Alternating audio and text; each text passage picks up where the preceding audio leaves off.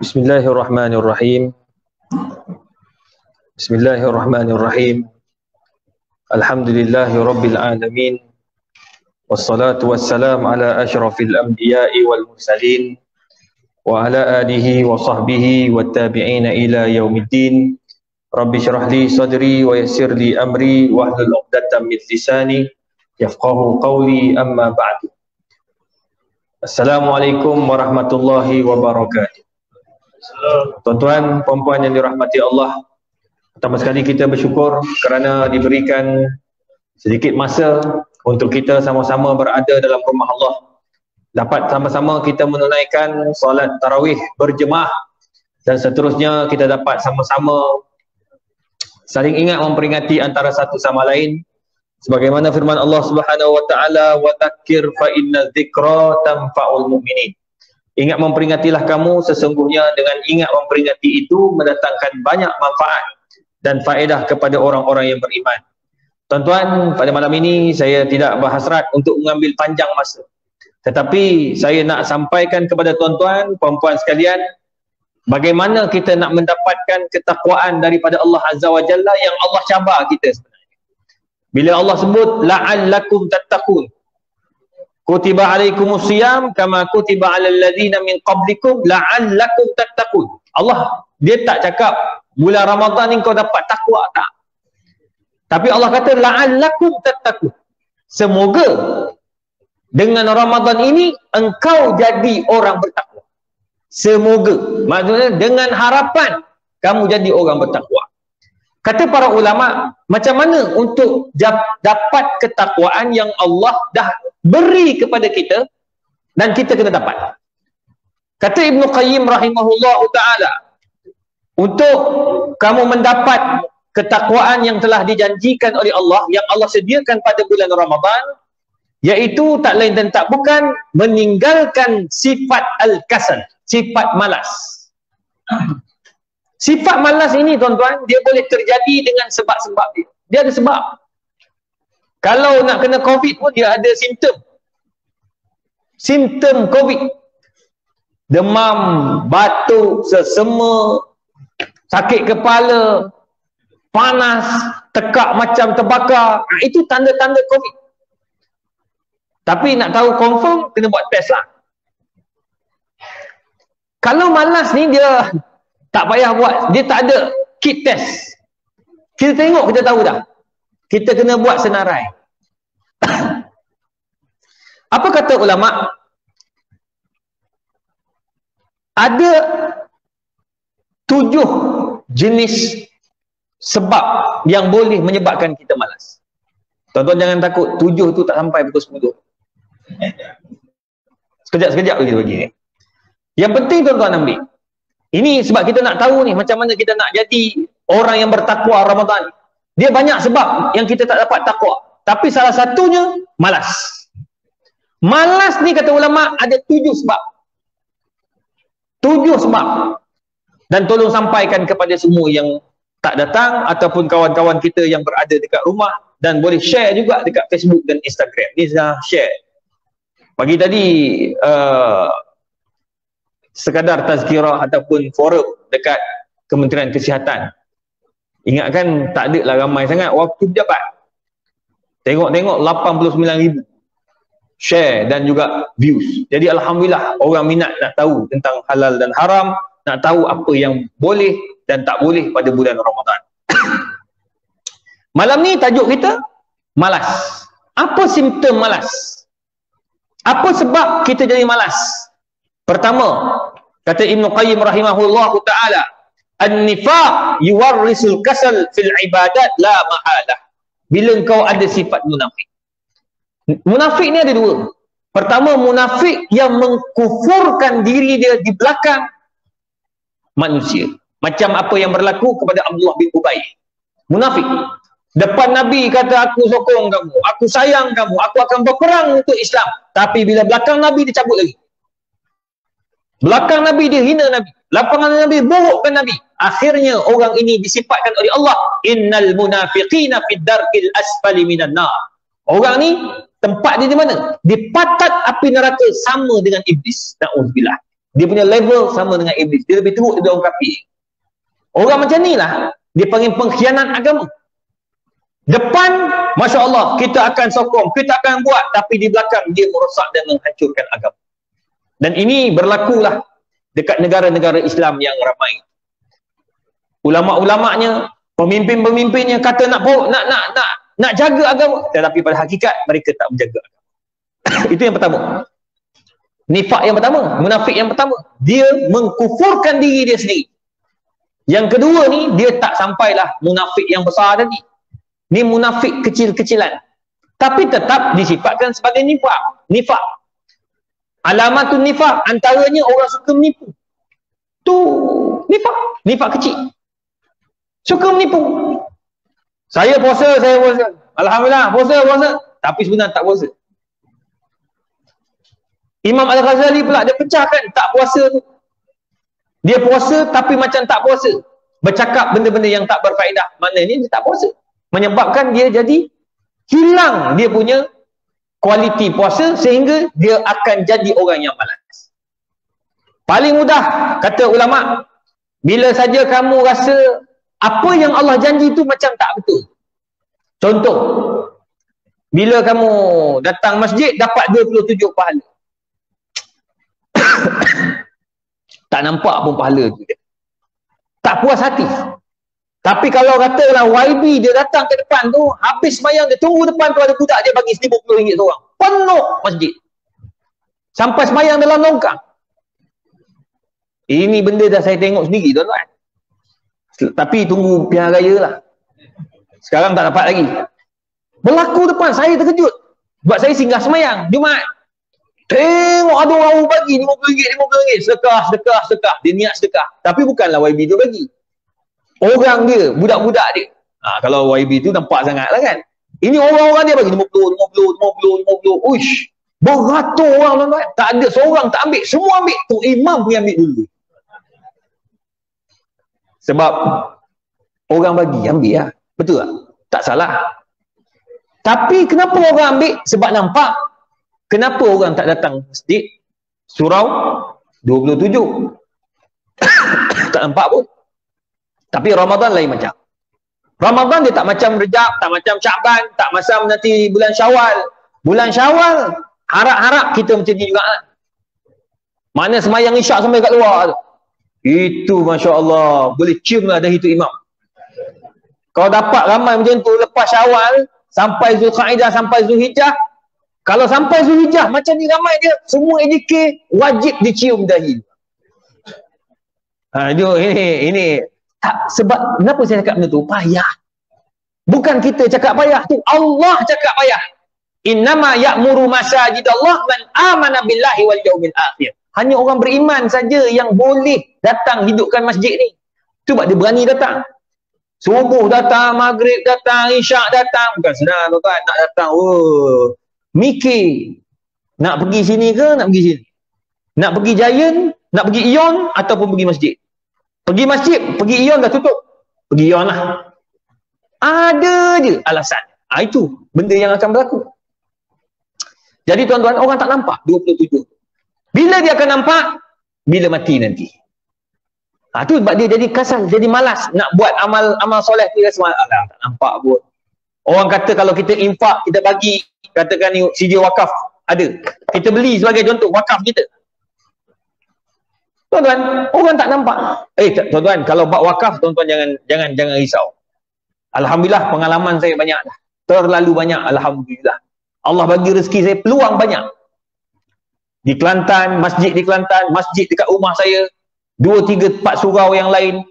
Tuan-tuan bagi balik, Allah buka balik rezeki. Percayalah cakap saya. Benda yang tak pernah Allah tipu. In tunfaq yunfaq alaih. Ini wakaf. Kenapa orang takut? Dia kata tak nampak.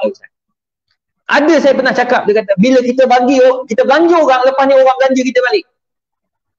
Kita belanja orang, hari ni 100, esok orang belanja, lusa, tulat atau ada orang belanja kita. Tuan-tuan ada datang jumpa saya, Ustaz kata itu Ustaz ni nipu sebenarnya. Apa Ustaz? Ustaz kata bila kita belanja 100 orang, belanja orang makan, lepas ni ada orang belanja kita. Saya dah lama tak ada orang belanja. Loh, dia fikir macam tu. Sebab salah satu Allah bagi, dia bukan bagi belanja saja. Kadang-kadang Allah bagi anak-anak muda. Belajar dapat A semua. Pergi main futsal tiap-tiap hari. Perisa dapat A semua. Itu maknanya Allah sayang. Daripada infak lah tu. Sihat walafiat. Orang lain semuanya kena COVID. Isteri COVID, anak COVID, family COVID, jiran tetangga COVID. Tapi kau tak COVID. Apa sebab tu? Sebab kau infak. Sebab Nabi kata, dau mardakum bisadaqah. Bila kau sedekah, kau sihat. Bila kau sedekah, kau sihat. Tuan-tuan, percayalah Allah bagi. Ustaz Abdullah Hanafiah Malik, kenal Ustaz Hanafiah Malik? Kenal kan? Kanser. Imam kenal. Yang lain? Kenal tak? Siti Nurhalizah? Kenal, alhamdulillah. Bukan saja Siti, habis keturunan Siti dia kenal. Saya tak pelik benda tu. Sebab apa? Sebab itulah hiburan. Ustaz Hanafiah Malik ni kalau tuan-tuan tengok, dia ni terkenal. Dia dikenali sebagai ustaz yang berlawan dengan kanser. Cancer fighter. Kanser ni dia kena ada orang dokong. Dokong ni maksud bagi semangat kat dia. Dia ni patut tuan-tuan masa tahun 2018 sepatutnya dia dah mati. Tengok ayat doktor tu. Dia nak pergi Mekah. Dia bagi tahu kat doktor yang rawat dia. Dia kata, doktor saya akan pergi Mekah ni. Doktor siap bagi tahu lagi. Ustaz, tarikh tersebut dianggarkan tarikh ustaz akan pergi. Mana ustaz akan mati. Doktor pun dah jadi malaikat maut juga sekarang.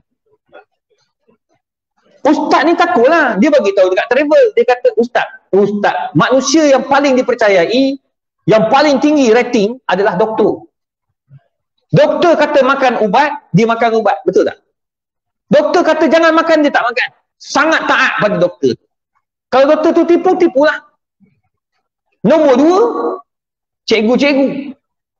Ustaz-ustaz yang kat sekolah. Anak saya, dia belajar bahasa Arab. Dia tentang apa? Jalasa yajlisu. Dia baca yajlisa. Saya cakap kat dia, cikgu, adik salah dengar tu. Cikgu ajar, ustaz ajar yajlisu. Tak. Papa salah. Cikgu yang cakap yajlisa. Mungkin ada tertinggal ai yajlisa. Tak, yajlisa. Masa tu dia dah 1 ke 2. Tak. Dia percaya cikgu dia. Padahal bapak dia 12 tahun duduk Arab. Dia tak percaya aku. Dia percaya cikgu. Tengok. Kepercayaan pada cikgu sangat tinggi. Paling tak boleh percaya orang politik. Tak boleh percaya tuan-tuan. Kalau dia kata apa pun tuan-tuan istikharah pun lah. Nak percaya.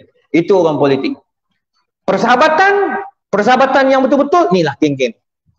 Orang masjid. Orang-orang yang berkepentingan, dia kawan sebab kepentingan. Itu sebabnya tuan-tuan, itu salah satu daripada sifat nifak.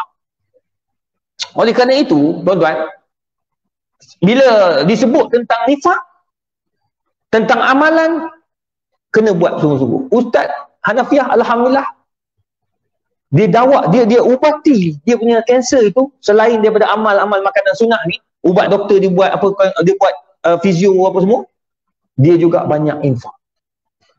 Pantang dengar orang minta sedekah, dia bagi sikit. Dia kata, ya Allah, aku bagi ni, kau tolonglah bagi sihat aku. Sebab Nabi yang suruh. Ya Allah, alhamdulillah sampai hari ni dia masih sihat walafiat. Bawa motor besar lagi, sihat walafiat. Kadang-kadang saya gurau dia, Ustaz, dah pergi jumpa doktor yang kata Ustaz akan mati tahun depan. Dia kata, Ustaz, dia kata ni miracle. Miracle. Pelik. Itu sebabnya tuan-tuan, tak ada benda yang mustahil di sisi Allah bila kau buat benda yang mustahil. Nombor 2, at-taswif, suka tangguh-tangguh. Tu malas. Bang, jom malam ni semayang, kita buat tahajud. Tak apalah, esok lah. Esok jumpa, Allah, Ustaz, semalam makan lebih Ustaz, terkentut-kentut, tak boleh. Duk tangguh. Idza jaa ajaluhum. La yastakhiruna sa'atan wa la yastakhirun. Tangguh punya tangguh, mati. Habis. Macam contoh nak qada ni puasa kan. Orang perempuan, bukan orang perempuan dekat sinilah. Ni orang Kajang, orang perempuan Kajang dia tak buat kerja je. Ni dekat Mongolia.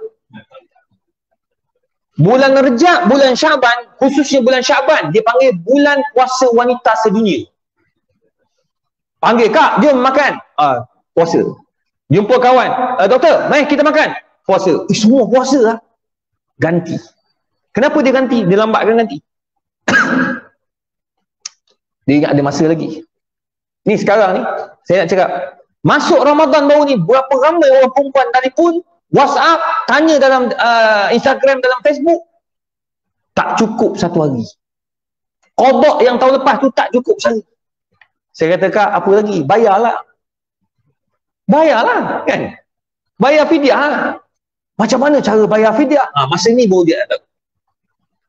Macam mana saya kata boleh terlepas sehari, tak cukup sehari ni? Ustaz, saya memang nak ganti. Saya tersalah kira hari.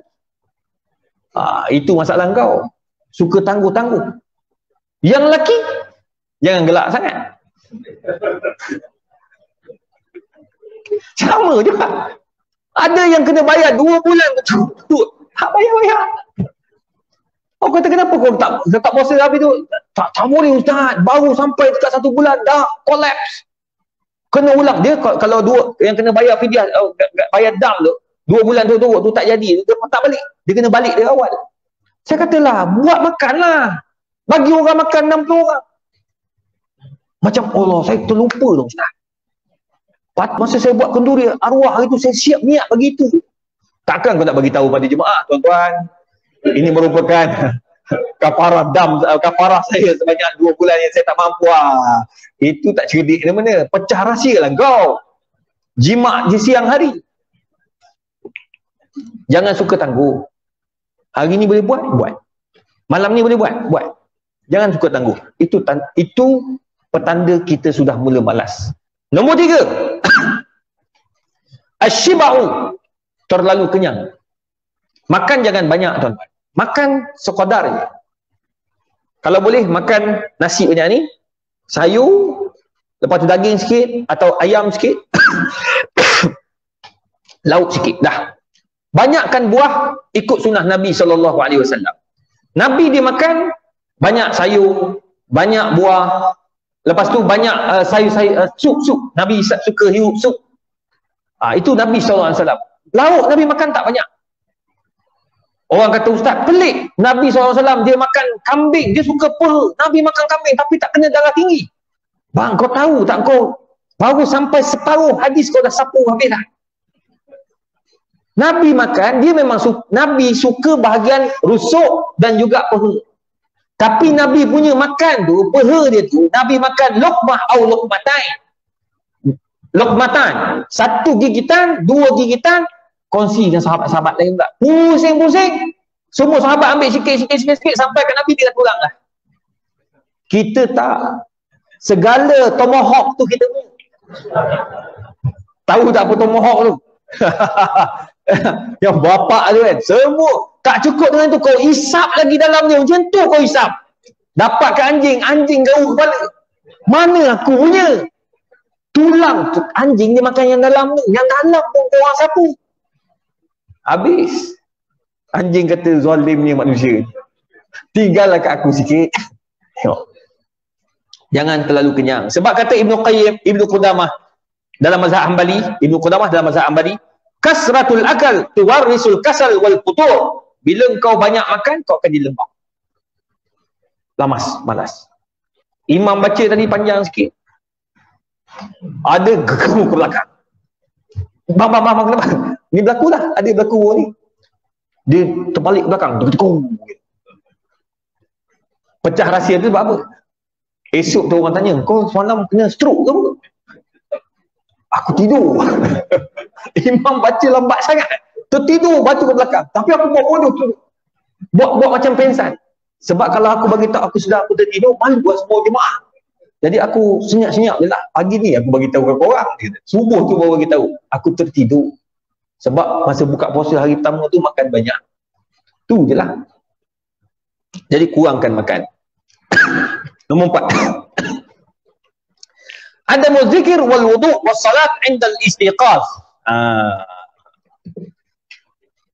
Bila kita jadi malasnya apa tau? Tambah-tambah bangun pagi. Adamu zikir, kita tak baca zikir. Tu macam bila bangun pagi Nabi ajar tau, bangun je terus zikir. Alhamdulillah allazi aiqazana. Tu bahasa Arab. Baca bahasa Melayu je. Alhamdulillah Allah bagi hidup lagi. Tu dia. Ambil wuduk, lepas tu sembahyang 2 rakaat. Sebab hadis Nabi SAW, yaqidu syaitan ala qafaihi ra'si ahadikum idza huwa na'imun thalath uqad. Bila orang tidur ni, syaitan ikat kita 3 ikatan. Ni Nabi ajar. Syaitan bila kita tidur malam, nak bangun pagi kan payah, betul tak? Sebenarnya tuan-tuan, cuba tuan-tuan buat malam ni. Tahan jam dan tuan-tuan doa sebelum tidur. Ya Allah, kau sedarkan aku pukul 4 pagi, ya Allah, aku nak bangun tahajud, ya Allah. Kau tolonglah aku, ya Allah. Minta dengan Allah. Tuan-tuan tahu tak? 1 minit, 2 minit sebelum bunyi alam, korang dah sedar. Saya dah banyak kali buat. Jadi ya. Tapi kalau tak buat macam tu, tak sedar terus. Jangan tak tahan jam pula, takut tak sedar dulu. Dia buat dulu lah, takut tak sedar. Tapi kalau kita dah sedar, tidur balik, tu dia jadi macam habis lah, boyuk terus macam tu. Tu kata dia ikat, syaitan ikat kita 3 ikatan. Pertama, bila dia akan tercabut apabila kau bangun, fadzakarallah in hallat uqdah. Bila dia sedar je, dia terus ingat Allah Ta'ala. Alhamdulillah, Allah bagi aku zikir. Aku sedar. Sebut Alhamdulillah je, dah tercabut 1 ikatan. Syaitan ikat tu dah cabut 1. Fa idza tawadda'a in halla uqdah. Bila dia bangun, cuma dari sudut kesihatan, tuan-tuan, perubatan. Kalau tuan-tuan bangun, Nabi tak ajar tau. Kita bila bangun tu duduk sekejap. Duduk macam tu. Sebab perasan tak orang selalu kena heart attack ataupun kena stroke. Kawan saya baru ni baru sangat meninggal kerana stroke. Tapi Allah ambil umur dia balik masjid. Tu hebat. Sebab dia memang amalan dia selalu pergi masjid. Dia balik, dia sakit kepala, terus koma lepas tu. Dalam wuduk balik masjid. Tuan-tuan bangun, duduk dulu, zikirlah, baca apa yang patut. Yang kedua, duduk, dah okey, rasa darah semua rasa lega, exercise sikit ringan-ringan, baru turun, pergi masuk bilik air. Masuk bilik air terus berwuduk. Berwuduk bermaksud gosok gigi, berwuduk terus pagi-pagi ni. Habis wuduk, tercabut 1 ikatan. 2 dah. Semayang 2 rakaat, tuan-tuan akan tercabut 3 ikatan. Lepas daripada itu, tuan-tuan tak ngantuk dah. Perasan tak? Cuba buat, hari ni buat, ni hadis Nabi ni. Esok tuan-tuan buat. Tuan-tuan buat 3 ni, lepas tu tuan-tuan tak ngantuk dah. Dah boleh berzikir, boleh baca Quran, boleh tunggu isteri masak, sampailah subuh lepas tu. Tuan-tuan membuat. Itu nombor 4. Nombor 5. Nombor 5, terlalu banyak tawakal tanpa azam. Tawakal terlalu tinggi pun tak boleh juga. Tanpa azam. Tak apa, jangan risau. Sihat-sihat. Ubat tak makan? Tak boleh. Nak periksa ni? Jangan risau. Allah ada. Yang periksa SPM dah boleh lepas kan? Tak baca buku. Allah ada, Ustaz. InsyaAllah Allah turunkan ilmu kat kita masa menjawab ni. Elok. Ilmu apa kau dapat, aku tak tahu lepas tu. Dia kena usaha. Cuma kita dah hafal, serah pada Allah Ta'ala. Barulah Allah mudahkan urusan ni adik-adik ni. Tengah periksa kan? Buat macam tu dia. Belajar, usaha, yang lain serah pada Allah Ta'ala. Mesti Allah akan bagi laluan. Itu. Jangan malas. Bila kamu terlalu kuat tawakal sampai tidak berusaha, maka bisababi faham ba'din nas annahu la hajatu lil amal, maka tak perlu beramal, tak boleh. Dia kena usaha. Macam contoh nak buat persediaan untuk mati, kena ada usaha, tak boleh tawakal macam tu. Bila mati baru tahu, oh apa yang aku buat semua masuk akaun. Orang kata, ustaz, betul ke? Tak percaya? Kau cuba mati sekarang. Confirm kau akan dapat nampak. Benda ni tak mustahil, tuan-tuan. Di sisi Allah tak pelik. Ibnu Abbas masa dia meninggal dunia, masa orang masukkan dia di dalam lahat, ketika itu dalam Suwar min Hayatis Sahabah jelaskan, para ulama jelaskan, dengar sahabat-sahabat yang masukkan dia dalam lahat, sebab dia ni dikenali sebagai raja tafsir Al-Quran dalam kalangan sahabat. Umur 15 tahun dia jadi mufti untuk semua sahabat-sahabat besar, termasuk Abu Bakar masa tu, Umar. Tuan-tuan tahu tak, masa dia masukkan dalam lahat tu, terdengar ayat Quran, orang baca, ya ayyatuhan nafsul mutmainnah irji'i ila rabbiki radiyatan mardiyah. Wahai jiwa yang tenang, kembalilah kepada Tuhan dalam keadaan tenang. Allah. Semua sahabat duk tanya, ada kau baca ke ni? Tak? Baca. Semua kata tak baca. Itu tanda orang yang soleh. Saya tanya orang yang dekat Gombak, dia ada buat, dia tanam, dia jaga jenazah ni, gali kubur apa semua ni, lebih 20 tahun dengan jawi. Tuan-tuan tahu tak cakap apa? Dia kata, ustaz, saya ni syukur walaupun tak belajar tinggi, tapi kerja sebagai penggali kubur ni banyak Allah ajar saya. Apa yang abang dah jumpa bang? Ustaz, pernah kita gali kubur, ustaz, wangi semua, ustaz. Masa tu tak ada orang, saya seorang aja dengan pembantu saya. Mustahil saya punya pembantu bau, ketiak lagi busuk je saya. Mustahil dia pakai baju, sebab kita orang semua penuh tengah-tengah hari tu, bukan 11 pagi. Jenazah nak datang lepas subuh. Tuan-tuan, bau wangi sungguh. Siap gali, digali yang lain pula.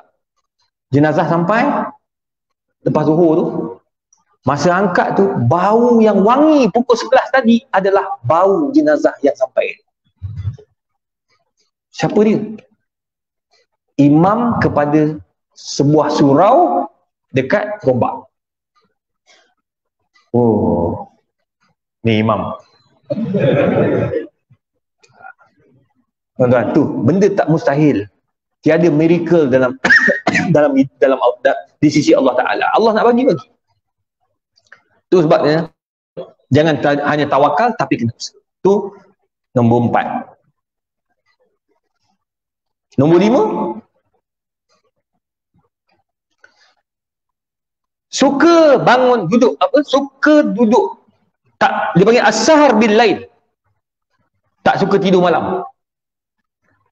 Orang tidur, dia tengok bola, tengok orang main golf malam-malam, tak tahajud pun, tak tidur malam, menyebabkan dia jadi lemau di waktu siang. Itu sebab Allah jadikan malam untuk tidur. Wa ja'alna al-laila libasa wa ja'alna an-nahara ma'asha. Malam tidur, siang kau kerja. Ini tak, malam kau main PUBG, main game sampai pagi. Siang dia jadi tak efektif. Sebab apa? Sebab banyak sangat buat benda yang tak berfaedah. Tuan-tuan yang dikasihi sekalian, yang terakhir, hubbur rahah wadda'ah wa itharul batalah. Jadi malas kita ni, ni apabila kita suka lepak, sikit-sikit bercuti, bagus cuti ni setahun sekali lah, tapi setiap kali bercuti dia akan jadi malas untuk beribadat. Dia bercuti boleh, berehat boleh, nak lepak boleh, tapi jangan selalu. Nak lepak dengan kawan-kawan, lepas habis sembahyang isyak, tarawih, nak lepak kedai mamak, minum-minum boleh, sekali-sekala boleh. Tapi kalau tiap-tiap malam, kamu akan sia-siakan masa. Itu kata para ulama, al-mautu khairun min idha'atil waqt. Mati lebih baik daripada buang masa. Sebab bila kau buang masa, dia akan lupakan kamu akhirat. Tapi kalau kau mati, lebih baik. Sebab apa? Dia meninggalkan kamu dunia dan kamu akan menuju akhirat. Tapi kalau kamu buang masa, akhirat kamu habis kesemuanya. Jadi tuan-tuan yang dikasihi sekalian, itulah sebab-sebab punca kita jadi malas untuk beribadah kepada Allah Subhanahu Wa Taala. Semoga kita dapat amalkan Jadikan ia checklist. Jangan jadi ada orang munafik, jangan jadi orang yang malas untuk berzikir dan bangun di waktu pagi. Jangan jadi orang yang hanya bertawakal tetapi tidak berusaha. Jangan suka lepak malam-malam sampai tak bangun langsung. Yang kelima, hubbur rahah, terlalu suka lepak sampai tak ada masa untuk ibadat, banyak sangat lepak, berehat, bercuti. Saya tinggal satu. Lapar, kenyang, terlalu banyak kenyang, terlalu kenyang sangat, makan terlalu kenyang sampai menyebabkan kita jadi malas. Semua ini tuan-tuan dan puan. Dan yang ketujuh, melambat-lambatkan amalan-amalan yang sepatut kita buat. Suka tangguh-tangguh. 7 perkara ini menyebabkan kita jadi malas dan tidak boleh kita biarkan diri kita ini malas sehingga kita rugi banyak perkara. Semoga Allah Ta'ala merahmati kita. Maka benarlah Allah kata, wal asr innal insana lafi khusr.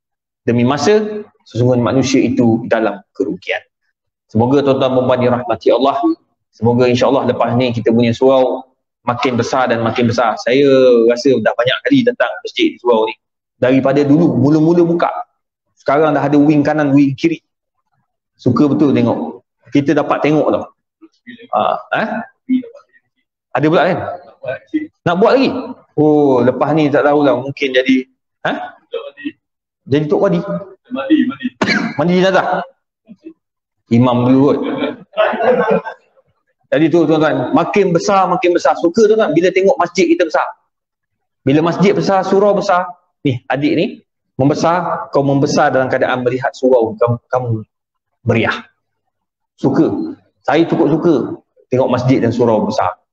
Jadi tuan-tuan teruskan, jadikanlah surau ini tempat kita, jadikan tempat anak-anak kita tengok bagus budak-budak ni. Dia tak keluar. Tuh budak-budak sedih bila tengok orang tua keluar. Budak tak keluar, orang tua keluar. Bukan kat masjid ni, masjid lain tuan-tuan. Ya, alhamdulillah. Auzubillahi Bismillahirrahmanirrahim. Alhamdulillahirabbil alamin wassalatu wassalamu ala Rasulillah wa ala alihi washabihi ajma'in. Allahumma faqihna fid din wa 'allimna ta'wil. Allahumma yassir wa la tu'assir ya mujibad da'wat. Sallallahu alaihi wa sallam. Muhammadin wa ala alihi wasallam. Taqabbalallahu.